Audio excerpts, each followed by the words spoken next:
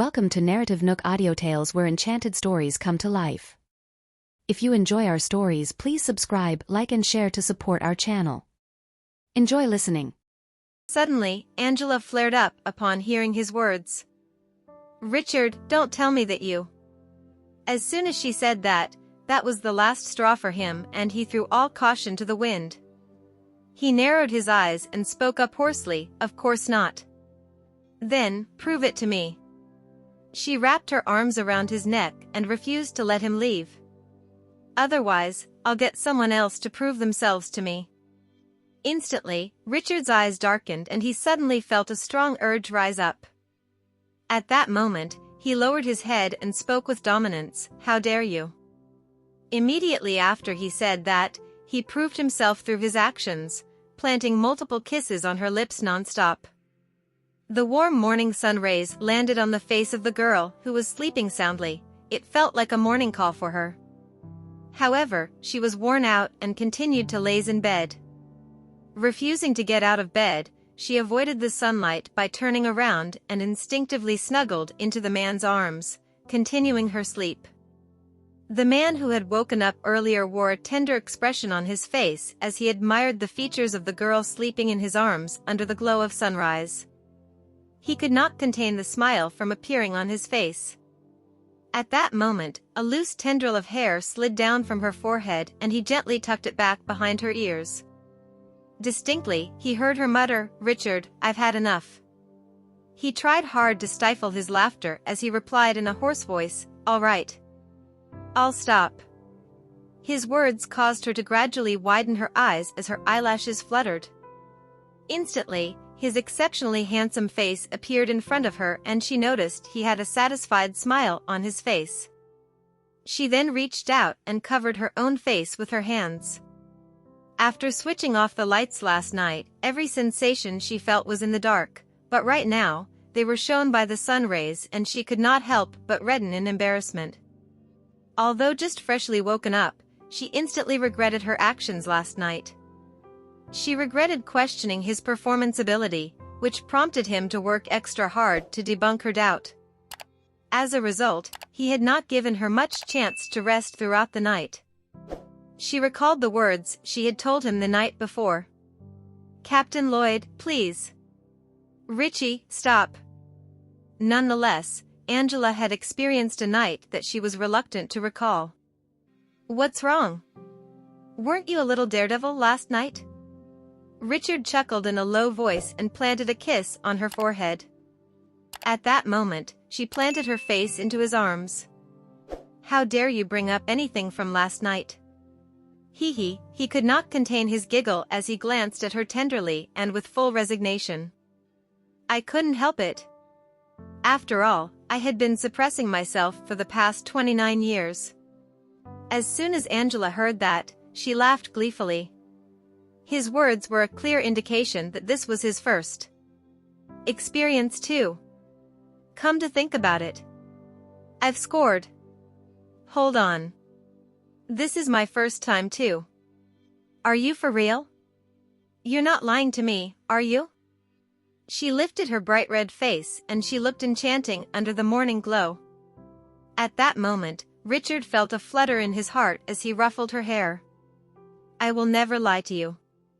His words were firm and sincere. Angela felt a warm and fuzzy feeling rise up within her as she reached out to cling to his neck. She leaned against his chest at ease. "You're not allowed to lie to me or leave me, ever. I will be your responsibility for the rest of your life." He hugged her tightly and whispered into her ears, "Sure, I will take full responsibility for the rest of your life." "Okay.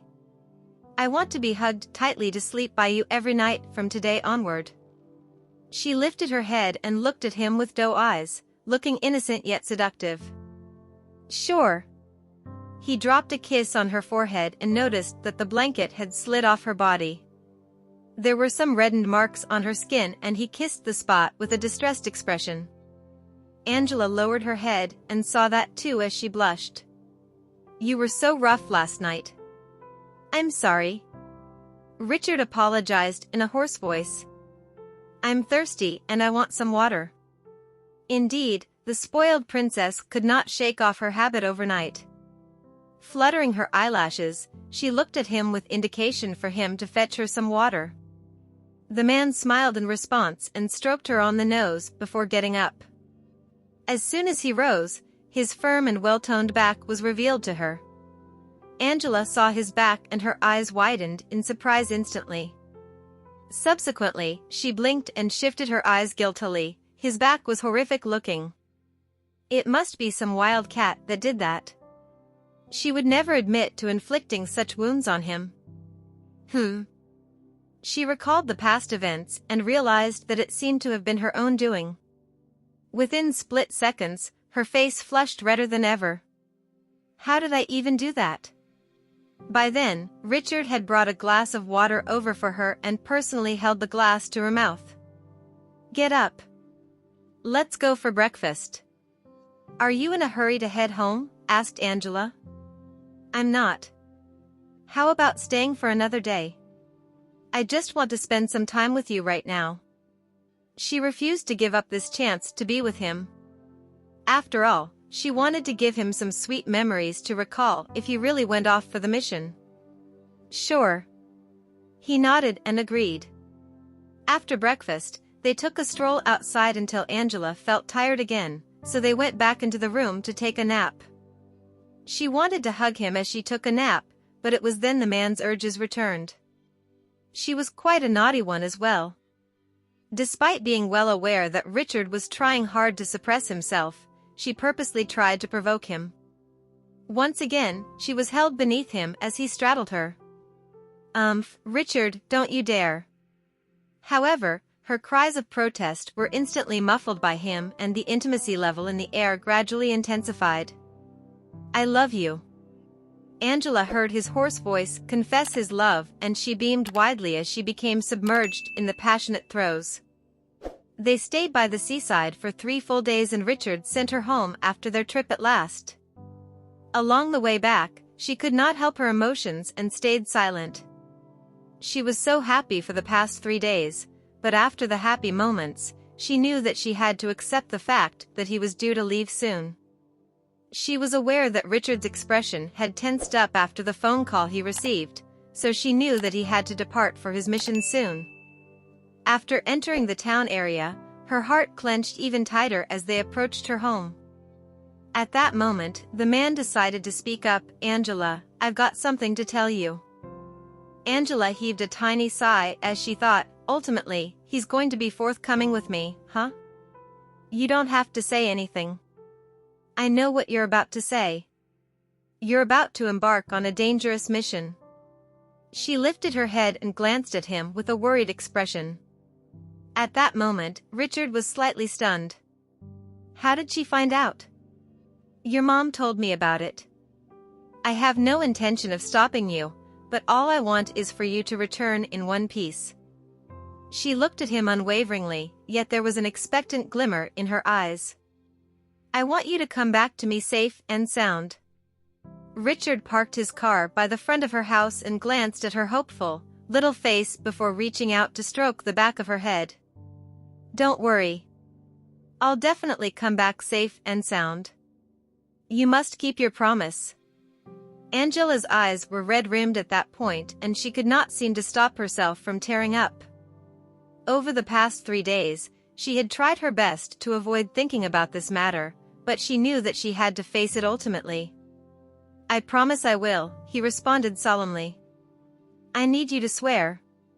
She was not satisfied with his promise. Swear on my life. If you don't return, then I'll even sacrifice my life just to be with you. At that point, he felt a pang in his heart as he replied hoarsely, Stop that nonsense. Teary-eyed, she smiled and shook her head. I'm serious. Trust me. I'll definitely come back safely. Richard gave his word firmly. Meanwhile, Angela lowered her head and glanced at her abdomen. Subsequently, she turned to smile at him. Once you're back, you might even become a father then. Instantly, the man's eyes widened. Didn't you say it was a safe window? She shook her head and revealed a smug look. I lied to you. That's why you must come back, because I'm sure you wouldn't want your child to address someone else as daddy." Her words infuriated him, yet he could not contain his excitement. He reached out and grabbed the back of her head before kissing her roughly. "Don't you dare marry someone else." Angela's eyes were firm and unwavering as she negotiated, "Come home, then. If you do, then I promise not to marry anyone else but you." "Okay." Richard placed his forehead against hers and promised. Angela had done everything that she could to ensure that he came back, and this was the most effective way she could think of. Despite the potential dangers involved in this mission, he had to come back alive because he had a major responsibility right here. His grandpa would be fine as he had the security of being taken care of by the country while his mother had her husband's company. However, he was solely responsible for Angela and their baby. "I'll definitely be back. Trust me." Richard planted a kiss on her forehead after saying that. She reached out to hug him as well. "I'll wait for you." She alighted from his car and watched as his car disappeared into the horizon. However, she stubbornly refused to shed a single tear. She knew that in the near future, she would be living in long waiting days and worry. As long as he was away, she would not be able to feel at ease. Angela took some time to recollect herself as she did not want to show her family members her anxiety. The last thing she wanted was for her parents to worry. That afternoon, she received a phone call from Richard, informing that he was already on the plane. For the subsequent period of time, his phone would be switched off, so he wanted her to be at ease and wait for his good news. Angela remained positive on the phone as she was confident that he would be back. However, that night itself, she had trouble sleeping and she was up the entire night. She finally fell asleep in the morning and woke up in the afternoon. It was then she received a phone call from Scarlett, who invited her to go shopping with her in order to purchase some new clothes. Angela was aware that Scarlett was just trying to fill up her void during this period. As such, Scarlett's car pulled over discreetly in front of Angela's house. Since both families had not met each other before, Scarlett did not plan on entering the Myers residence as a guest. She picked up Angela and headed off to an exclusive shop in the town center. It was a relaxing afternoon with some tea-time chit-chatting. "Angela, don't worry. Do you know what my son's nickname is? Everyone addresses him as Zeus because he is such a mighty and powerful figure, who never failed any of his missions. I'm sure that he will definitely succeed in this one and come back victorious too." As soon as Angela heard that, she felt much better than before as she nodded. "Yup, I trust him too." Truth be told, Scarlett was used to such anxiety as she used to worry about her husband the same way she worried about her son now. "Oh, I have a goddaughter and I'll introduce you guys to each other next time. She's studying abroad and gaining a master's degree in interpretation. She'll be back soon." "That sounds great. I would love to get to know her. She must be very outstanding. Her parents are extremely close friends of ours and we have known each other for ages. They have been permanently stationed abroad for work, so this kid grew up by my side ever since she was a child. I regard her as my daughter." "Yeah, I've heard about that from Richard. Her name is Ruka Singed. You can call her Ruka." "She sounds like an adorable girl," Angela replied with a smile. "She's 2 years younger than you and she's indeed a wonderful girl," Scarlett mentioned with a smile. After their enjoyable afternoon tea, Scarlett sent Angela back home at about 5 p.m. Besides, she also reminded Angela to seek her out any time to chat if she was feeling down in the dumps.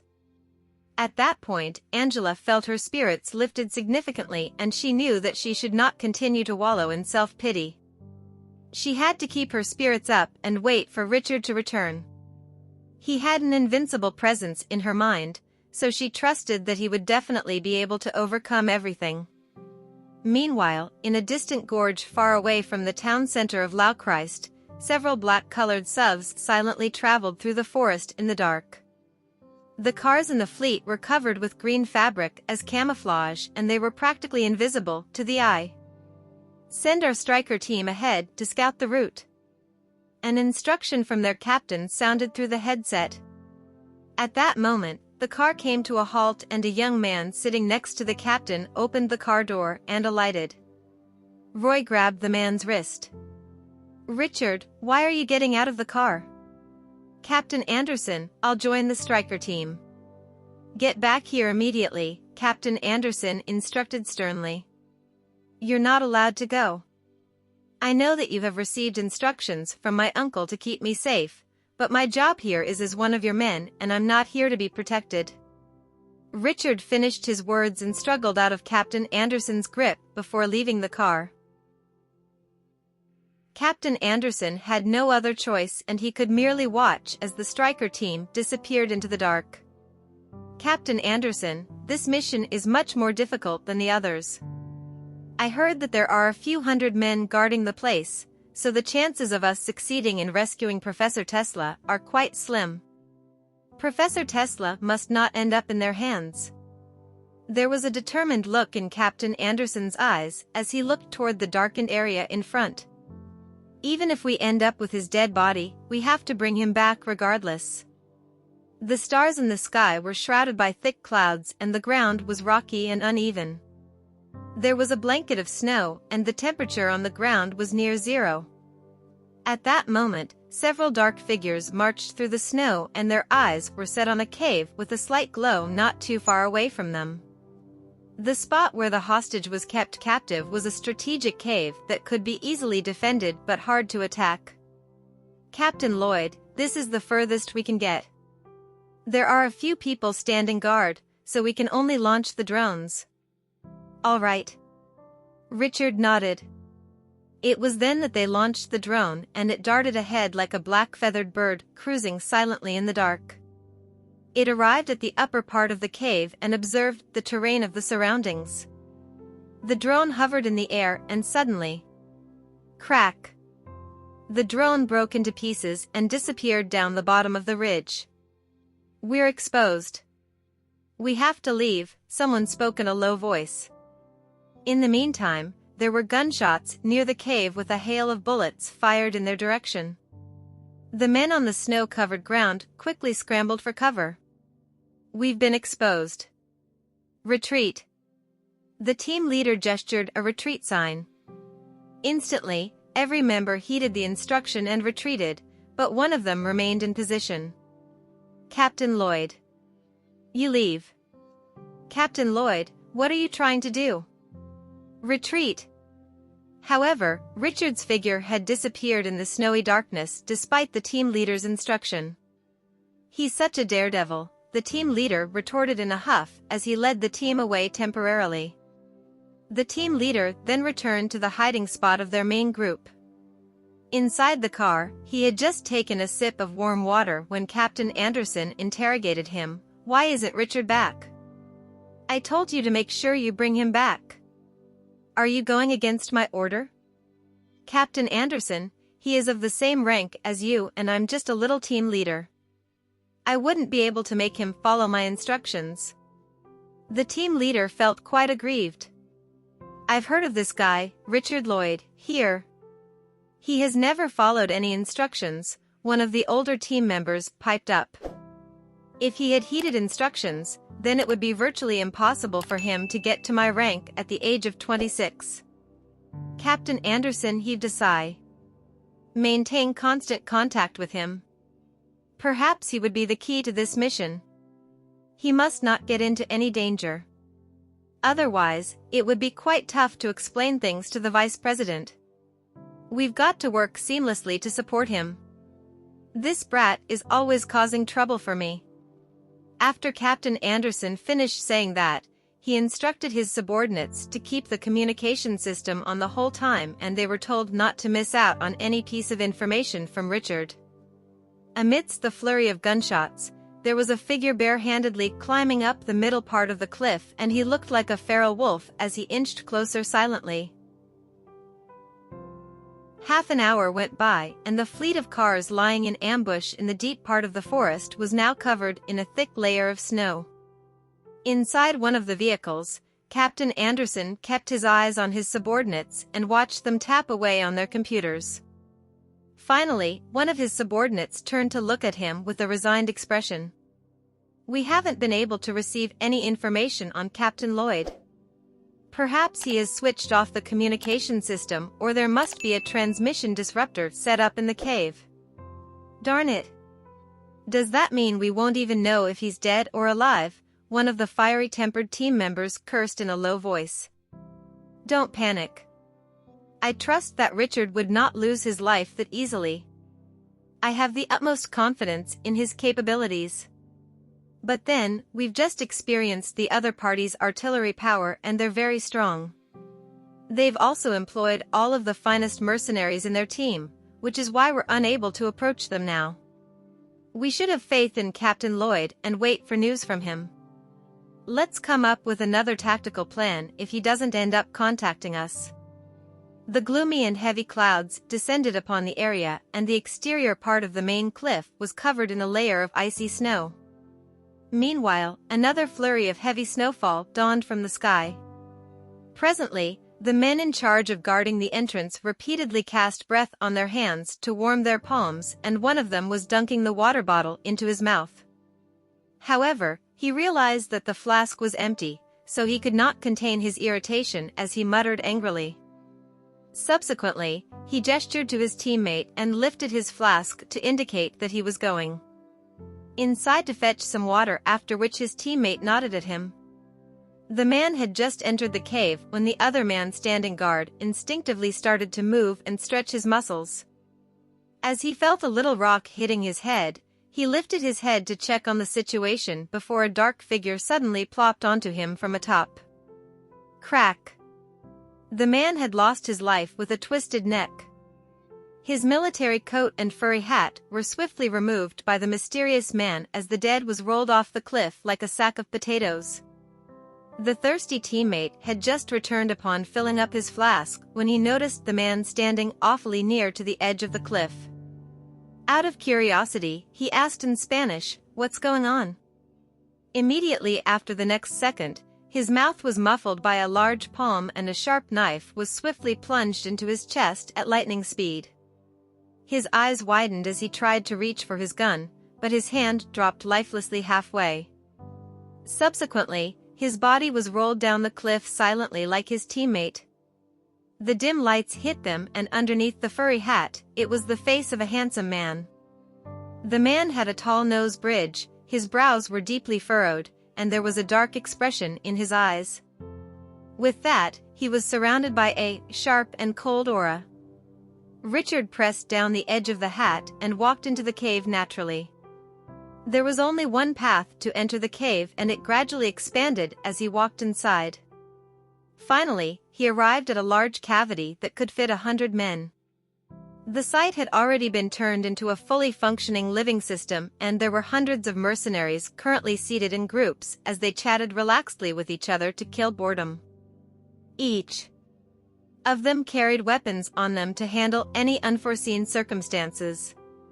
Richard was strapping tall, and he hid amongst the crowd dressed in the military coat and furry hat. He held the distinctive flask of this place in his hand as he naturally strode toward the area to fill his bottle. After filling it, he then headed in the other direction. Since the cave was a highly defensive location to be attacked, the mercenaries were rather laid back. There was also plenty of food and wine inside the cave. Besides, they were paid very handsomely to guard this easy spot, so this had caused them to lower their guards. Naturally, there was a disadvantage with employing mercenaries as they all had their own self-interests at heart, producing a group lacking team spirit. As soon as something went wrong, the situation would get out of hand in no time. Richard glanced at a drunk soldier coming his way who then greeted him. He greeted back in the same hoarse voice before the soldier gave him some alcohol, complaining that the new batch of alcohol was awful. Thanking him with a smile, Richard continued walking. His aim was not to get alcohol, but rather to find the electrical sources. Finally, he stopped at a crossroads and stared at a door located there for a while before he walked over and knocked on it. Someone opened the door before Richard said to him, "Fresh booze for delivery." The man inside immediately went on alert mode. He was in charge of the personnel stationed here and was responsible for all the surveillance equipment here. He was sure that he had never seen a guy with such facial features working here before. In just the split second that their gazes met, Richard made the first move by hitting the man on the head. Before the person could even react, he had entered the generator room and locked himself in from the inside. "Who are you?" the man bellowed while reaching for his gun, but Richard was faster than him. In order to stop the man from pulling the trigger, Richard sent a few punches his way. Since the man was already weakened by the initial attack, the consecutive punches made him all dizzy. As the final attack was aimed at his carotid artery by the bottle that Richard broke. After the fight, Richard went to the generator and opened the screen door. Looking at the nest of wires inside, he slowly opened the kettle that he had and poured some water on them, causing electric sparks to occur everywhere. Then, the room descended into darkness. Unlocking the door, Richard was greeted by pitch-black darkness outside the room, as curses and sounds of people smashing things on the floor came from the hallway. Obviously, the soldiers were very upset about the sudden power outage. Richard smiled as he fired a few shots into the main hall. Screams of pain echoed around. All the soldiers in the dark took out their guns. In the darkness, the only sound that could be heard was the sound of the gunshot, and the only thing that could be seen was all the gun sparks that occurred each time someone pulled the trigger. The cave had become a slaughterhouse as everybody inside had lost all sense of direction and logic to the darkness. The gun sparks kept appearing in the cave and all the screams of pain went on and on in the darkness. However, as time went by, there were lesser curses, questions and screaming of the soldiers could be heard. A sickeningly metallic scent of blood slowly wafted through the air, which was so unpleasant that it could make those who inhaled it puke. Hiding behind a rock, Richard was silently observing the situation with a sharp and calm gaze. Soon, the remaining soldiers came to the realization that the people around them were actually their allies and immediately stopped the fire. Yet, there were only around 10 to 20 of them that were still alive. So, they decided to regroup in the middle and form a circle, not knowing until now where the enemy was. A gunshot then shattered their unity again. Following the gunshot was the person who tried to command the entire team earlier, falling down. Instantly, a sea of bullets flew everywhere again. The remaining survivors were soon reduced to 5 to 6 when bullets came flying from a spot in the dark, ending their lives with pinpoint accuracy. Seeing this, the sole survivor put his arms behind his head and kneeled down in the pool of blood of his allies, surrendering. He then looked up and saw a dark silhouette getting close to him. He had never been so afraid in his life. It was then a sound came from the left side in the darkness, as the man did not even look before ending the surprise assailant with a single shot. Squatting down in front of the soldier, Richard asked, "Where's Mock and Pierce?" He's in the base behind us." After ending the soldier's life, Richard looked like a man that came back from hell, as he walked out of the cave to be greeted by the sky with the dark clouds dispersed, shining a faint moonlight on his face. Right then, he looked extremely terrifying with his gaze full of bloodthirst. Seems like this was only the place where Mocken trained his soldiers. So, he's actually hiding in the base behind. Bending over, Richard picked up a gun from the ground and reloaded it quickly before disappearing into the night. After half an hour, Captain Anderson and his men could not sit around any longer. Hence, he led the team to the ground right below the cliff. Seeing the two mercenaries laying on the ground, they silently climbed up the cliff only to smell the thick scent of blood wafting through the air as they climbed up. They went into the cave to have a look only for them to exit with a pale face. They could not believe how Richard eliminated more than 100 people in such a short amount of time. What a godlike existence! He's ahead of us again. See if he left any information behind. We found the leader's tracks. He left a message saying that Machen is in the base behind us and that Professor Tesla must be held captive there too. Let's quickly reinforce him. Captain Anderson waved his hand, and the team moved out. Meanwhile, Richard had found a vantage point to observe the base behind. From there, he saw that the brightly lit base was constructed mostly using shipping containers. He had received orders from Captain Anderson that he was forbidden from acting alone, as he needed to wait for them to strategize a plan for the battle. After losing the support of their vanguard, their battle prowess was greatly reduced, yet the people here did not seem to know that their reinforcements had all perished. Finally, the team arrived with Captain Anderson tapping his shoulders.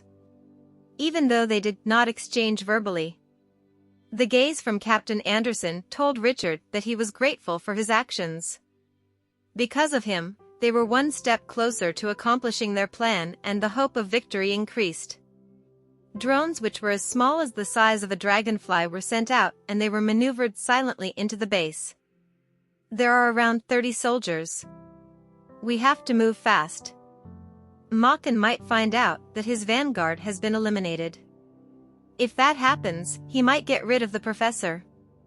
I'll be the lead, Richard stated. Pushing his shoulders down, Captain Anderson replied, "Let my men go. You stay with me." Richard could only accept the order, as he saw the soldiers going down into the base. Yet, just after 10 minutes, a gunfight could be heard. Looks like it has begun. The best course of action now is to rush in. Captain Anderson waved, motioning the team to move toward the base. Yet, Richard only looked at their backs as he stayed in his spot, for he always liked accomplishing his tasks in an unorthodox method, so he went another way.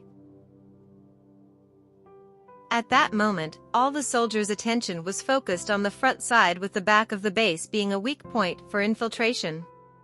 Reaching a container, Richard saw a couple of people in casual clothes walking out, and they looked like the researchers.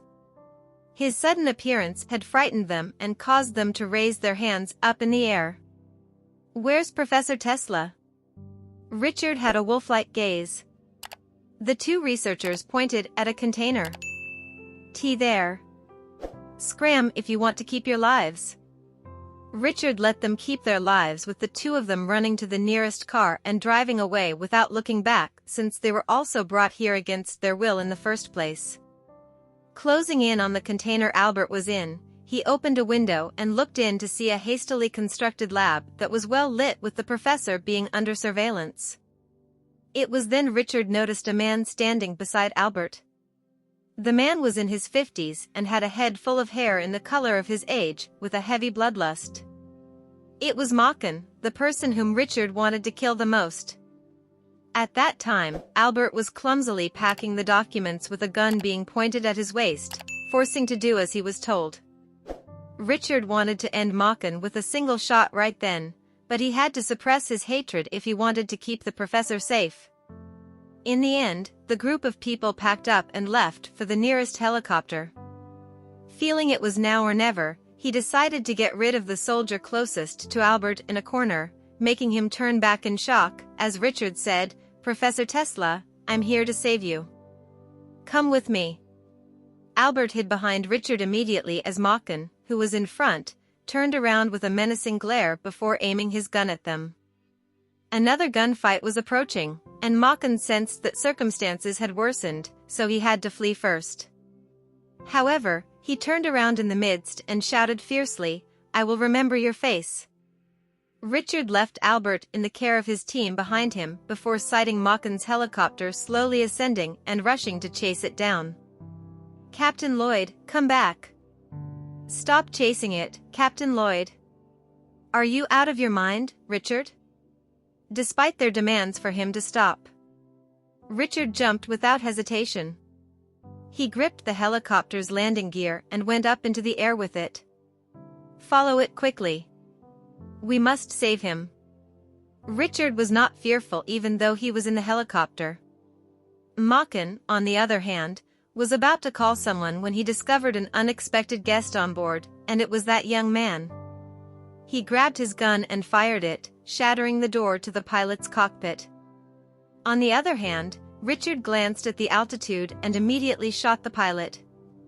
After the pilot's death, the helicopter immediately spiraled downward out of control in the air. Then, he pointed his gun at Maaken's head. "Who are you?" Maaken murmured. "The one who will take your life," Richard said before firing the shot. He did not, however, aim for his head. Instead, Maaken was shot in the shoulder because he didn't want this man to die immediately. He wanted him to die as painfully as possible. Richard wanted Maaken to see himself dying while still conscious. After glancing at the icy ground below him, Richard leaped from over 10 meters. The helicopter crashed into the cliffside, sparks soaring and causing a massive explosion. He tripped and fell into the snow. He realized he had fractured his leg after landing from such a great height when he felt excruciating pain in his leg. Richard suddenly heard a great rumbling as the explosion triggered an avalanche. He closed his eyes as he turned to see the approaching white mist, and an image of Angela flashed through his mind. He ignored the pain and crept to a nearby rock, crouched, and grabbed it tightly as the snow buried him. Captain Anderson and his men were escorting Albert to the car to rest before the avalanche. Then they heard a big commotion, and everyone instantly ran in search of a safe shelter to stay in. "Captain Anderson, is there an earthquake?" "No. It's an avalanche." He concluded based on the sound before he said, "Oh no." Richard had landed close to the avalanche. His troops chased him as he ran recklessly toward the direction of the avalanche.